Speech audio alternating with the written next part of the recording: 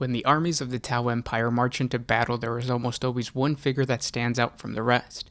He appears taller and lighter on his feet than the rest of the warriors, but less protected by armor and armed with the most minimal war gear compared to the other Tau commanders.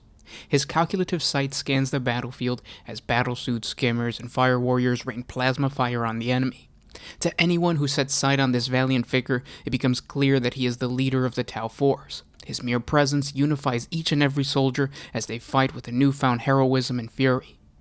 And with that said, I want to welcome you guys back to another 40 Facts about the 40K universe. I am your host, Gershwan, and today we're going to be talking about the Ethereal, or Ethereal, however you want to pronounce it. If you guys are new to the channel, we post Warhammer 40K lore videos every single day. If you have any suggestions or have any questions about the universe, just ask down in the comment section below. I'll try my best to answer it. And this is also a part 2 to a series where I am creating my first Tau Empire army.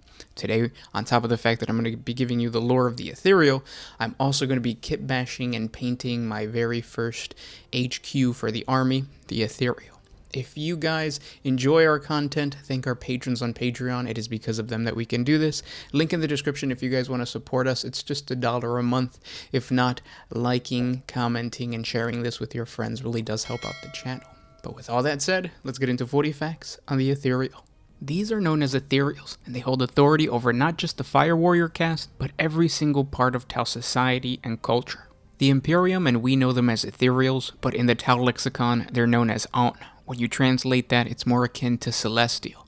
These powerful figures are revered by the Tau Empire as they embody the role of some sort of a sovereign priest in Tau society. This title or role was earned thousands of years ago in the 37th millennium, when the Ethereal caste appeared to the ancient and primitive Tau people who were warring amongst each other.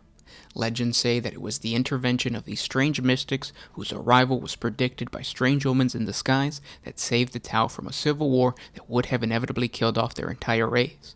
It was the Ethereal caste that established the doctrines of the greater good, which formed the eternal alliance between the different types of Tau, forming the caste system, where the Tau builders and artisans would be referred to as the Earth caste, the traders the Water caste, the messengers and scouts would become the Air caste, while the warriors of the plains would be known as the Fire caste. Since then, the Ethereals have guided the Tau Empire towards a future full of hope and prosperity. And this is why every single Tau player, unless you play the Farside Enclaves, should have an Ethereal somewhere in their army, even if you don't play it on the tabletop, because I know it sucks. It needs to be in your collection. It is a quintessential part of the grander Tau lore. All Ethereals are enigmatic and studious, yet unfaltering in their authority and their drive to further the greater good. They are mystics and philosophers. They possess knowledge and wisdom not shared by most of their practical subjects. Contrary to what most outsiders believe, the Ethereal caste is just as rigid with their own caste as they are with the rest of the Empire. Yes, they push the Earth caste for more practical innovations, they set firm negotiation goals for the Water caste in order to strive for more, they give perimeters to the great fleets of the Air caste, and they direct the sometimes overzealous aggression of the Fire caste. But they also possess a strict governing system for themselves. The Ethereal caste organizes itself using the same systems of ranks as do the other four castes, with the lowest formed into a council overseeing settlements, and the highest ruling over an entire sept, in other words, an entire star system. The caste as a whole is guided by a body referred to as the Council of the Highest, also known as the Ethereal High Council. It consists of all of the most senior Ethereals in the Tau Empire. No single individual heads this council, and it tends to be guided by the wisdom of whichever Ethereal is regarded by his peers as preeminent at that time, also known as an Ethereal Supreme. The High Council is based on the Tau's homeworld, and from here orders are issued and are followed without question by all across the Tau Empire. Every single member of the Tau society trusts the wisdom of the Ethereals beyond a doubt. And then there are the Ethereals that we see on the tabletop. These are the Ethereals that have been known to accompany Tau forces into battle, and every single colonization and expansion force will have an Ethereal. Now, it's not necessary for an Ethereal to participate in every single conflict at a tactical level, as Fire caste warriors are quite capable of operating without them being close at hand. It appears, however, that the Ethereal should be present at the operation or strategic level to ensure the stability of those under his command. Although it is known that Ethereals are not the best combatants, they participate in a battle to provide inspirational leadership. They push the warriors on to achieve otherwise impossible things in the name of the greater good. The presence of these ethereals is not a mere figurehead. They are leaders, whom the Tau would willingly lay down his or her life to defend. By evoking the elemental truth, an ethereal can inspire those around him to perform feats above and beyond what is normally considered possible. Bravery in the face of certain death, an increased focus as enemies draw near, or even the ability to withstand crippling pain. The Tau themselves do not question the source of these powers, accepting the greatness of their leaders on faith. There is a downside to this, however, for should the ethereal fall in combat, the remaining Tau may be consumed with maddening grief. Sometimes they collapse in total disarray. Even if they could have easily won the engagement, they still lose. Other times they overcome this dismay and become filled with anger, fighting all the more furiously against the enemy in order to take revenge for their loss. When this happens, the Tau don't run forward in barbaric close combat assaults, but instead advance slowly, steadily pouring ever greater amounts of firepower into the enemy. In order to prevent the loss of an ethereal in battle, they are usually accompanied by an honor guard of veteran fire warriors who have chosen to forego the normal progression of battlesuit pilot and then Tau commander. These fire warriors are dedicated in their role to protecting their ethereal and will gladly lay down their lives to save him. Outside of battle and empire building, there is one huge red flag that the ethereals possess, and that's the method by which they maintain control over their species. It is completely unknown to most within the galaxy, and it might even be unknown to those that they rule. As a matter of fact, the authority of an ethereal over the members of other castes is so profound and absolute that if one were to order a lower caste Tau to kill himself, that Tau would be met with instant and unquestioning obedience. Many assume such manipulation as a form of innate psychic ability. Others feel that the faultless loyalty the ethereals inspire has been contrived by some unseen technology, some form of indoctrination, or even the result of some pheromone-based biochemical reaction. Even when it comes to other species in the galaxy, especially the primitive ones that the Tau have encountered, they see the ethereals as gods, leaders of an advanced people chosen for greatness. And naturally, the ethereals themselves help propagate and encourage this particular myth. Even the Imperium doesn't really understand why the ethereals are deified. They were able to dissect this specimen and find an unidentified organ in the center of their foreheads, a smaller version of which is possessed by other castes. It is assumed that this organ must be a key to the control efforts of the ethereals, but the captured specimen doesn't really have any functioning biological system other than just a strange node in the center of the head. It was concluded by the Archmagos that this ethereal that was captured is either a deliberate attempt to misdirect the Imperium, or the matter is far more advanced than the Imperium can identify.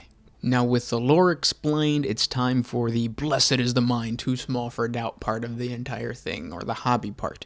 Let's build this ethereal for my warband. The first thing we're going to do is free up the leader of my warband from the sprue.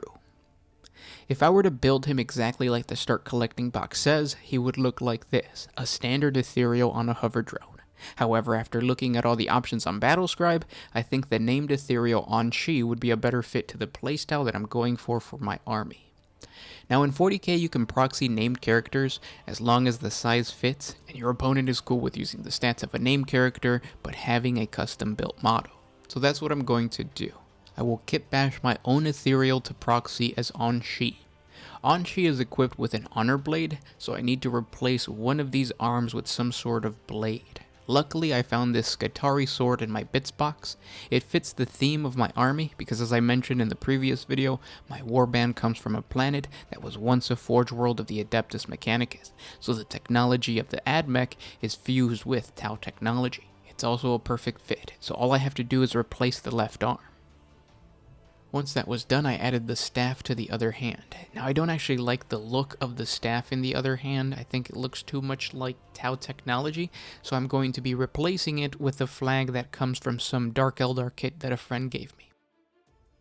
And then to finish it off, I added the extra bits of the ethereal, I primed the entire thing, and I did not include the actual hover drone, because Anshi doesn't come with a hover drone, so that's just going to become extra bits for my bits box. And here is my kit bashed Anshi model. Now, I said I was going to paint this guy, but I haven't decided on the color scheme. You guys have been commenting some really good suggestions in the past video, a lot of you guys, or the majority of you guys, are saying to do a purple Tau army, so I'm probably going to end up doing purple. However, I don't know if I should do light purple or a royal purple like somebody suggested.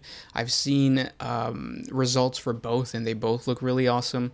We'll see what I decide on. And also, I want to build homebrew lore to this character. Now, because he's being kit bashed or proxied as Anshi, and in the theme of Chicago and Shai Mundus, or the realm of Chicago, I think it's pretty easy to pick his name. His name is going to be Ethereal Anshai, just because that makes sense. But I also want to build more background to him. And I noticed that Games Workshop does this thing that whenever they come out with new models, they always have two rivals. So the rivalry is really important. So you have Godschool Magor Thraka versus Ragnar Blackmane. You have Gilliman versus Abaddon. So Anshai should have a rival. Maybe he could be a Drukhari edgelord who's trying to get the attention of all the other factions of the 40k universe, but nobody pays attention to him because at the end of the day, he's just a Drukhari fuckboy. But the possibilities are really endless. You can come up with pretty much anything. So I guess my question to you guys is, what other faction would be cool to go up against the Tau? Comment down below. And also, just comment any thoughts on character building and creating homebrew lore for this Ethereal. And then I'll post that with the painting tutorial of this character probably next week or in the next couple days, once I actually get your guys' input and finally decide on the color scheme. So expect a 40 facts on the Ethereal on Shai sometime next week. Also, the next unit is going to be Tau Fire Warriors, and Tau Fire Warriors have a lot of options. What I need from you guys, because you guys probably have more experience than I do, at least the Tau players do, what weapon should I equip my Fire Warriors with? Should I even do Fire Warriors? Because there's other options on there too. I know they have carbines, plasma rifles, plasma guns. What are the long ones? But there's just a lot of options. So if you guys could help me out in the comment section below, let me know what would be the best option. And that's when I'm going to be kit bashing with more of the Skitarii stuff, because I want to continue this theme of like Guevesas and Skitarii / Tau Empire type stuff. But I hope you guys are enjoying these videos. Thank you guys so much for listening this long, and I will talk to you guys on the next one. This was Gershwin with One Mind Syndicate signing out. Oh,